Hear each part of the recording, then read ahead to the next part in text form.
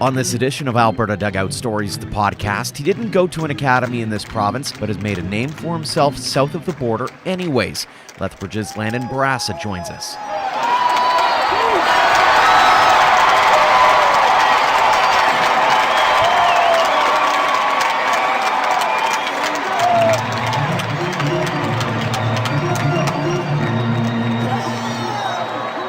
Welcome to episode 75 of Alberta Dugout Stories, the podcast. I'm Joe McFarland. The college baseball season is upon us. Some teams have already been going at it for a couple of weeks, while first pitch will be thrown for others in the coming days. For Lethbridge's Landen Bourassa, he can't wait to get back on the field. The senior was a workhorse for the University of San Francisco in 2018, and expectations were high going into 2019. But midway through his first start of the season, he felt something give in his arm, and it was later realized he would need Tommy John surgery. The anniversary of that game is coming up on Sunday, and as the Dons get ready to open up their season against California State University at Northridge, the 6'4" right-hander took some time out of his schedule to chat with us about his journey, the injury and subsequent rehabilitation, and his mindset, which centers on believing in himself. Landen, thanks so much for joining us on the podcast. Yeah, of course. No, thanks for having me, Joe. You're a Lethbridge guy who's gone a long way in baseball, but how did it all start? Yeah, I mean, I think that the first thought that comes to my mind with that is my dad. Obviously, he was kind of that guy just, putting the baseball in my hands, getting me a mitt from a young age. And I mean, I don't know, it was just something that I really took a liking to.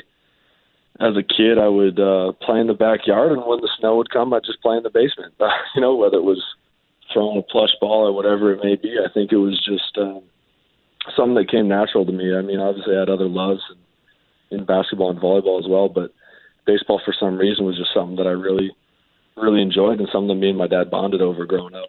Did you have a player that you tried to emulate or a team that you always wanted to play for?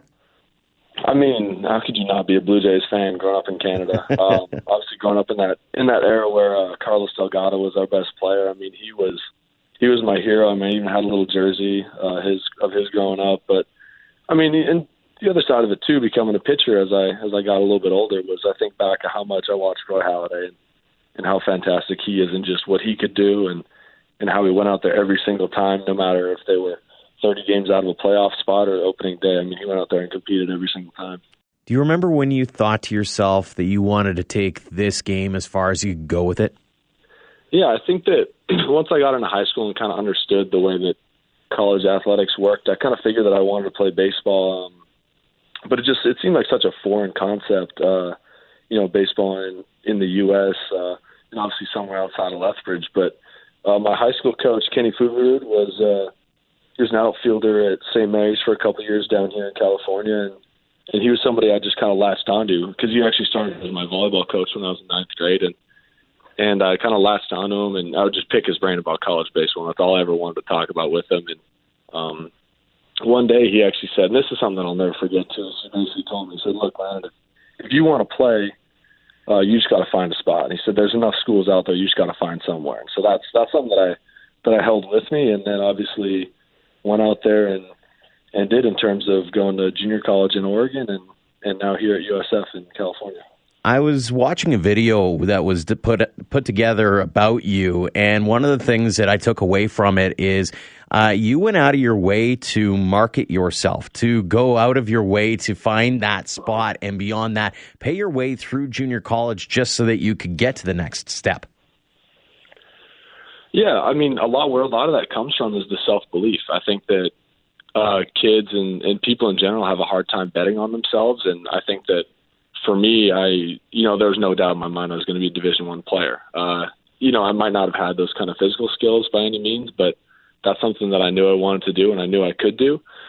But obviously, I didn't have any offers coming out of high school, so I had to figure out a way to get somewhere. And Oregon seemed like a decent fit in the NWAC conference, that junior college league. And so I emailed, I think it was probably 8 or 10 coaches in that league, and the only coach that got back to me that really even responded was Coach Blonnet Lane. And he basically said, hey, if you want to come out here and try to throw a bullpen, if you can get down here, by all means, I'll get you a catcher. And I thought, all right, hey, there's a chance. So, I flew down to Oregon and wound up in Eugene. And, you got a catcher for me. Sure enough, I went out there, threw a bullpen. I topped it about 78 miles an hour, but threw a ton of strikes. So he kind of, after he took me aside, said, "Hey, well, you're not going to pitch for us this year, but if you want to come down here in redshirt and try it again next year, I mean, that's always an option." So I just jumped at that. I mean, somebody telling me that I could at least be part of their college program, and for being somebody who didn't have any other options, that was perfect. So, like I said, that's why I bet on myself and just kind of went for it and redshirted that year at Lane and then played the next two. I mean, that's really how it all happened and how I got down here to USF. How difficult was it to deal with the no's or the no responses, or did you just kind of brush them off and say, "Listen, all right, next"? I mean, it's one of those things too, and I've learned as I've gotten older, you can't really worry about that, honestly, and a little bit discouraging when I'd be checking my email every day and nobody would have responded, or, not even like a courtesy, "No, sorry, roster's full." It was just, I mean, what can I do with it, or what can I do about that? That kind of happened in the summer after I graduated high school, right before school was about to start anyway, so I didn't really expect too much. But, it was a little bit discouraging. But, I mean, just the one maybe, honestly, is kind of what Coach Blunt gave me, is just kind of a maybe. I come down here, and so that in itself, that was enough for me. Like, that was enough to make all the no's or not getting recognized at all made that more than worth it. How important was it for you to follow that up then? And what kinds of things did you do to make sure that you stood out so that you didn't turn that maybe into, okay, maybe next year, and it never really materialized? Yeah. Well, I think it's interesting. I walked into a situation where we had one of the best pitching staffs in that entire conference. Little did I know, right? Just somebody just showing up. I hardly even knew half the schools in there, but just showed up. And I think that what helped me a lot was, putting myself next to those sophomores, the guys that had the experience, the guys that had the work ethic, and just trying to mirror that. I mean, being 17 years old at the time, it was so easy for me to just kind of mold myself to some of the work ethic things, some of the really positive things that I saw around me, and just stick to that. And that's some of the stuff that really helped me in terms of the development, because, I mean, it's a junior college program. It's what you make it. You got to go out there and you have to find your way through it, and everybody's trying to move on. And I kind of really bought into that environment of everybody trying to better themselves to move on somewhere. What are you most proud of as you've been able to kind of look back on making your way from Lethbridge down to the States? I mean, there's a few things. I think that one of them, being able to come back and play 2 summers for the Bulls was kind of cool. Just a neat experience. Growing up watching them, I always thought it'd be cool to play there, and it was just nice to get those innings and pitch in summer up there, where my parents could still go to some games. And then from there on out, honestly, it's been, what I'm most proud of, I would say, is that 6 years. Like, I've played 6 years of college baseball, which shouldn't happen. You got to have some things go wrong for that to happen. But the amount of players and teammates that I've had, and the connections that I've been able to make with guys from all across Canada, guys from all across the U.S., and obviously coaches too from every which way. I mean, it's been something special. Like, I've got absolute wonderful relationships that I've been able to build, and obviously now I've got the connections too. Like, I'm fairly close with Craig Snook, the new the Bulls head coach, and he's somebody that I always reach out to and just talk a little bit about coaching and that kind of stuff. So yeah, just the relationships have been huge. Now, you're entering your senior season at the University of San Francisco, but you're almost a year removed from the game after being on the shelf. Walk us through that moment on the mound when something suddenly didn't feel quite right. Yeah, well, we went down to San Diego State to open up our season. I'd just been coming off a great summer. I figured that that would have been the year to get drafted and play professionally, and so I had some expectations for myself, and I know our coaches and everybody else did too. And I go out there and I'm in that first outing in the 4th inning, and it was like a 1-1 fastball I tried to throw, and I just felt my elbow come apart. I mean, the ball kind of went down and in arm side, and I thought, oh man, I know exactly what that is. But like I was telling you earlier, I got the ball back and said, hey, well, I got to see what I got left. So I tried to throw another and just tried to grip it and rip it, throw it as hard as I could, and it didn't even make it to the plate. So I just kind of figured, all right, this is it for this year. Obviously got the MRI a couple of days later, and less than 2 weeks later, I was under the knife getting Tommy John surgery from Dr. Akazuki down here, the Giants doctor. And then from there, I'm on my way to recovery. And it's, 12 months. I'm still preparing for my next start, as my coach said. Just my next start is a year from now. That's exactly what he told me. So that's pretty much how last season went. What's the last year been like for you as you tried to recuperate from that? I mean, it's honestly, I'd put it up there as one of the best years of my life in terms of understanding and getting to know myself a little bit better. I think that once I got hurt, I think I had a couple of days where I was upset about it. You obviously, nobody wants to get hurt, but from there, I really saw it as an opportunity. I went into my coach's office, Coach Nino Giarratano here. He's been absolutely amazing. I love that guy. And he basically told me, said, look, Landon, do what's best for you. We've got a scholarship here for you for next year if you want to come back and everything. And there's no doubt in my mind I wanted to come back. So from there, I basically signed up, got into graduate school. I'm now mastering in sport management here at USF, which is just a fabulous program. So it's really been an opportunity for me over the last year, where now I graduated in the spring. I've been working on my master's here and taking the opportunity to really take things day by day, where I've added a lot of muscle mass to my body, really worked on my nutrition, sleeping, all kinds of things to put myself in the best spot possible. And that's another thing that one of the surgeon had told me too. He said, hey, you got a year. You have a year to work on every other part of your game outside of throwing. So, I mean, I've gotten just a ton of great work in, and I'm really feeling prepared for this next season. It's been almost a blessing in disguise. Did you lean on anybody through this process to kind of keep that mindset going strong? I mean, there's been a few people, honestly. I think that across the board, head coach here, Coach G, he's been huge. We've had a pitching coach change, so Coach Harzman, who was here last year, and Coach Keplinger, who's here now. They've both been just fabulous in terms of the mental support and physically, obviously. And then, honestly, a teammate of mine, too, Grant Nishak, he had an elbow surgery as well, and we've been kind of going through it together, so it's nice that I've had somebody to compete with and bounce back. And then it's been wonderful. I've been set up at a physical therapy clinic, Lisa Giannoni, and she's been just fabulous. And I've just had a great experience with people. I mean, honestly, I've got an entire team, my athletic trainer here too, John Podeglaco. They've been so helpful. I mean, it's not just me going through this, honestly. It's been about myself with 10 teammates making my way through this last year. It's been great. Has it been tough at all, given that you are so far from home, or do you still have that regular FaceTime chat or whatever the case may be with family as well, just to kind of make sure you got that familial support as well? Yeah, I mean, it's kind of funny you ask that, because honestly, I think it's probably been harder on my family because they don't really know. It's an unknown for them. They don't really, neither of my parents could make it down for the surgery, so they were pretty concerned, wanted to make sure I was doing all right. And obviously, they get that FaceTime, and they're always asking to see the scar and that kind of stuff. And when they finally made it down there, looking at my elbow and everything, and they just want to hear how the process is going. My dad texts me probably every couple of days asking how throwing's going, just to check in with that kind of stuff. And I think it's been harder on them. I mean, I'm here, I'm in charge of all of it. I know the kind of team that I've got here working with me, so I haven't had too many concerns. But I think for them, it's been a little bit tougher being far away because it's that unknown, right?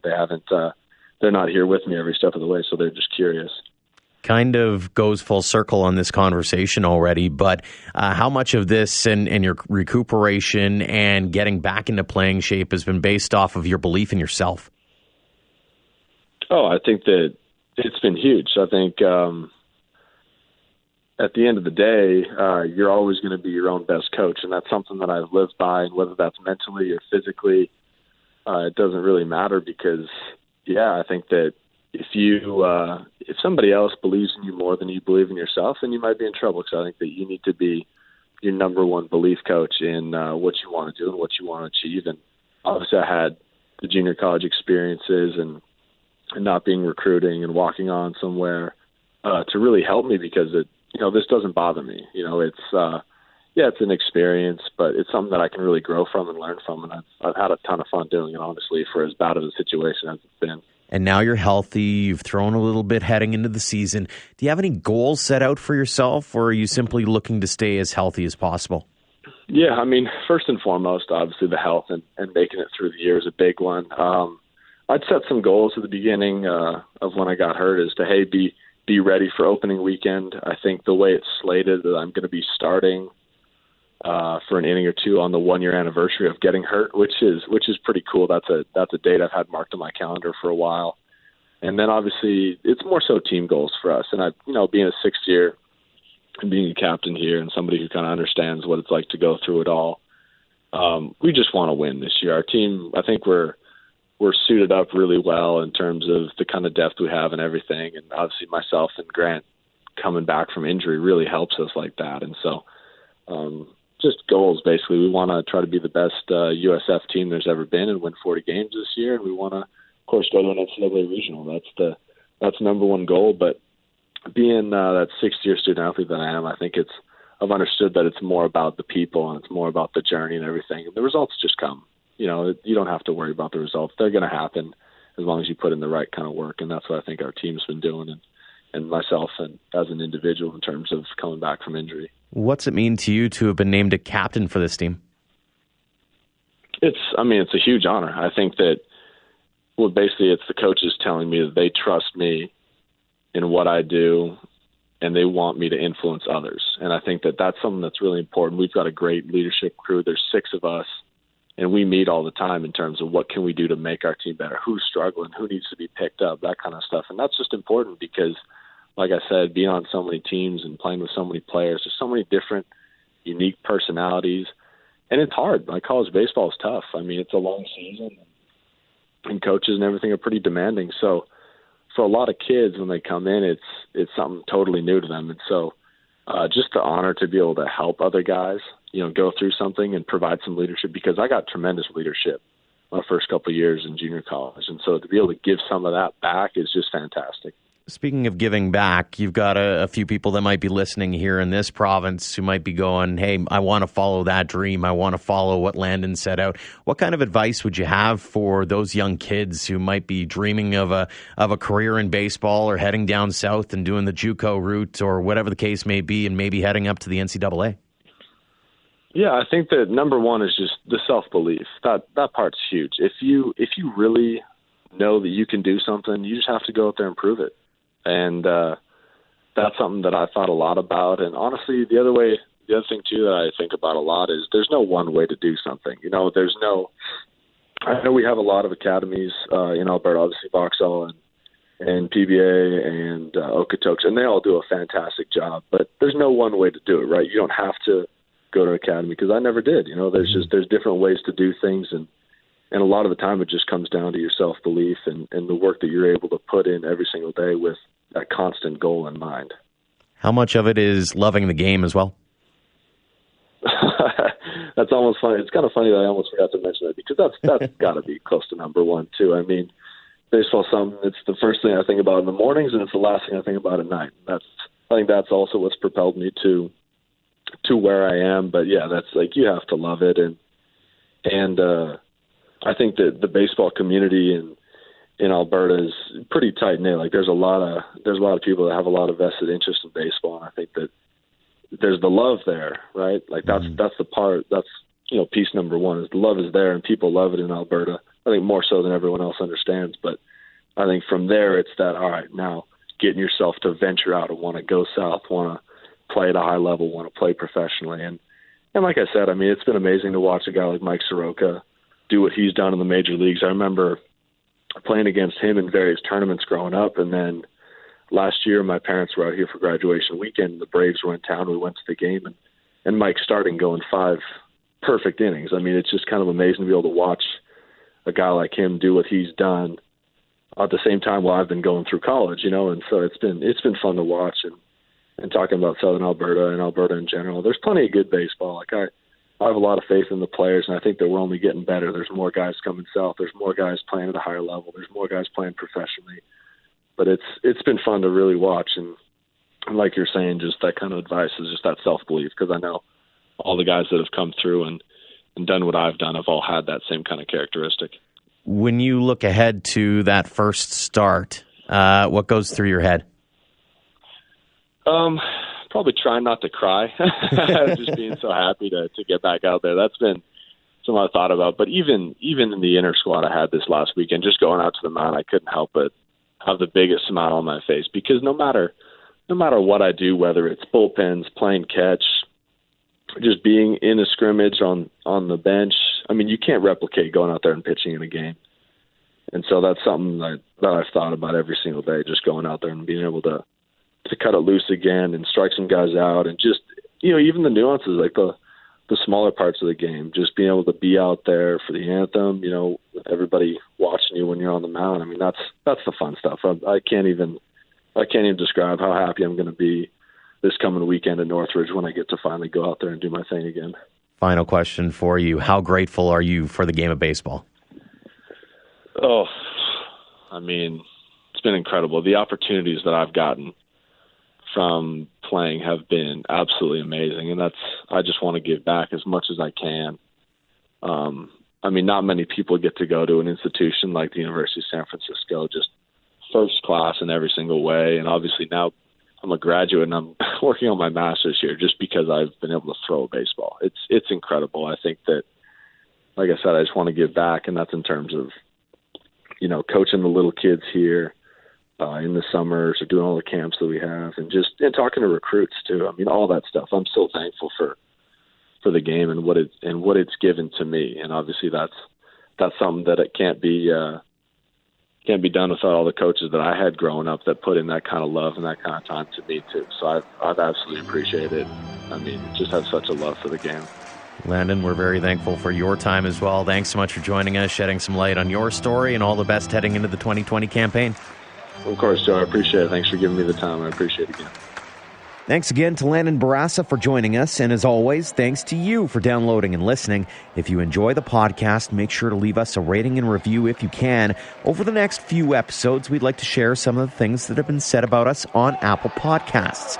Jumbo Diaz writes, quote, "We're lucky to have these guys devote their time to telling the story of baseball in Alberta."